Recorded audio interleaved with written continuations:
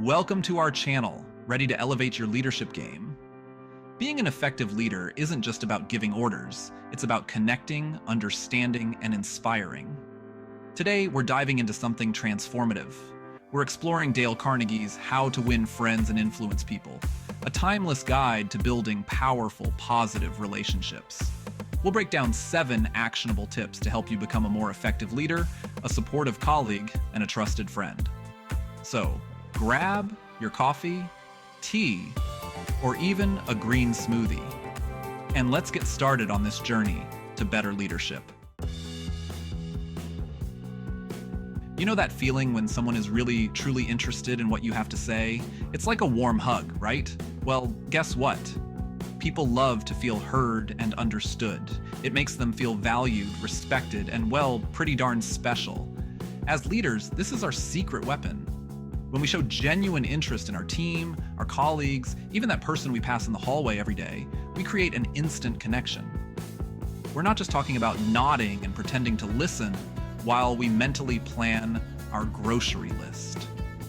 We're talking about really tuning in, asking questions, and actually caring about the answers. Think about it this way. Everyone, and I mean everyone, has a story to tell. They have experiences, passions, and knowledge that we can learn from. When we approach conversations with genuine curiosity, we open ourselves up to a world of incredible connections and opportunities. So, ditch the phone during conversations, make eye contact, and really listen.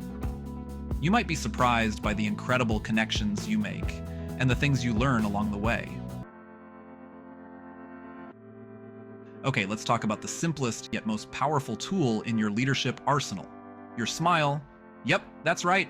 It's free, it's contagious, and it can instantly change the entire tone of a room. Have you ever noticed how a genuine smile can disarm even the most tense situations? Think about it. When you smile at someone, you radiate warmth, approachability, and positivity. You're basically saying, hey, I'm happy to see you, without saying a word. And let's be honest, who doesn't want to feel that? Now, I'm not talking about some cheesy, forced grin. I'm talking about a genuine, heartfelt smile that reaches your eyes. The kind of smile that makes you feel good just by flashing it.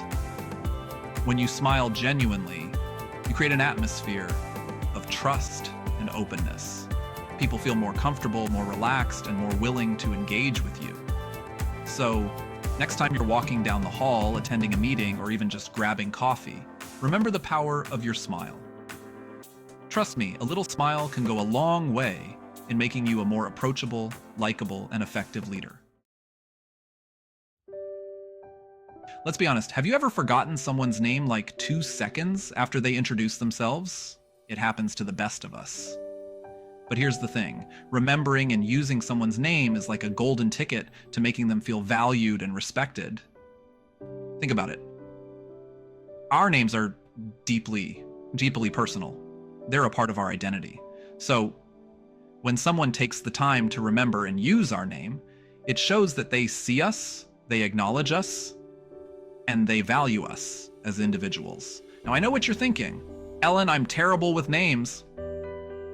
But here's the good news. Remembering names is a skill that you can develop with a little effort. When you meet someone new, make a conscious effort to repeat their name back to them. You can say something like, "It's so nice to meet you, name." And then, during your conversation, try to use their name naturally.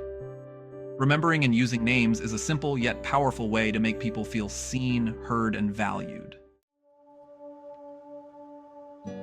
Chapter 4, be a good listener. 2 ears, 1 mouth. You know that saying, we have 2 ears and 1 mouth for a reason? Well, it's true. Being a good listener is absolutely crucial to becoming a better leader and building meaningful connections. And no, I don't just mean waiting for your turn to talk. I'm talking about truly listening, absorbing, and engaging with what the other person is saying. When you listen attentively, you show people that you respect them, you value their opinions, and you genuinely care about what they have to say. And that, my friends, is a game changer. Think about it. How good does it feel when you know someone is really listening to you. Not scrolling through their phone, not interrupting, but truly present in the conversation. It makes you feel heard, understood, and valued. Now, being a good listener takes practice. It means putting aside our own thoughts and agendas for a moment and giving the other person our undivided attention. Make eye contact, nod, ask clarifying questions, and really try to understand their perspective. You'll be amazed by the power of this simple, yet often overlooked skill. Chapter 5. Talk in terms of others' interests. It's not about you. Here's the thing. People are naturally drawn to those who share their interests. But here's the plot twist. You don't have to be an expert in everything to hold a conversation. It's not about you being interesting, it's about you being interested. Think about it. Have you ever noticed how quickly a conversation can go south when someone is just talking about themselves and their own interests? It's like watching paint dry. Now, imagine the opposite. You're talking to someone who's genuinely interested in what you have to say. They ask questions, they listen intently, and they make you feel like you're the most fascinating person in the room. The key is to find common ground, even if it's something small. Maybe you both love dogs, or you're both passionate about a certain hobby. Use that as a springboard to start a conversation, and then let the other person take the lead. You'll be amazed by how quickly you can build rapport and create a connection, even with people you've just met. Chapter 6. Make others feel important. The magic touch. Let's be real, everyone wants to feel important, right? Like they matter, like their presence makes a difference. And guess what? Making someone feel important is one of the most powerful gifts you can give. Think about a time when someone made you feel truly valued. Maybe they complimented your work, they remembered a small detail about your life, or they simply made you feel seen and heard. How did that make you feel? Pretty amazing, right? Now, here's the catch. Making someone feel important has to be genuine. People can spot a phony a mile away. So, ditch the flattery and focus on sincere appreciation. Notice the good in others, acknowledge their accomplishments, and celebrate their successes. Chapter 7. Avoid arguments. Choose respect, let's face it. Arguments are like energy vampires. They drain us, they stress us out, and they rarely, if ever, end well. And here's the thing. You can't win an argument. Even if you prove your point, you're likely to leave the other person feeling resentful and unheard. Now, I'm not saying you should back down from every disagreement or avoid conflict altogether.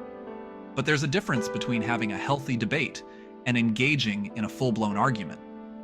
The key is to approach disagreements with respect, empathy, and a willingness to understand the other person's perspective. Remember, everyone is entitled to their own opinion, even if you don't agree with it. Instead of trying to win the argument, try to find common ground. Listen actively, ask clarifying questions, and try to see things from their point of view. Sometimes, the most powerful thing you can do is to walk away from an argument with your head held high and your relationships intact. Thanks for hanging out with me today. I hope these tips from Dale Carnegie inspire you to become a better, more influential leader in all aspects of your life. Remember, leadership isn't about your title or your position. It's about how you make people feel. So, go out there and show genuine interest. Flash those pearly whites. Remember those names. And listen with your whole heart. Make people feel important.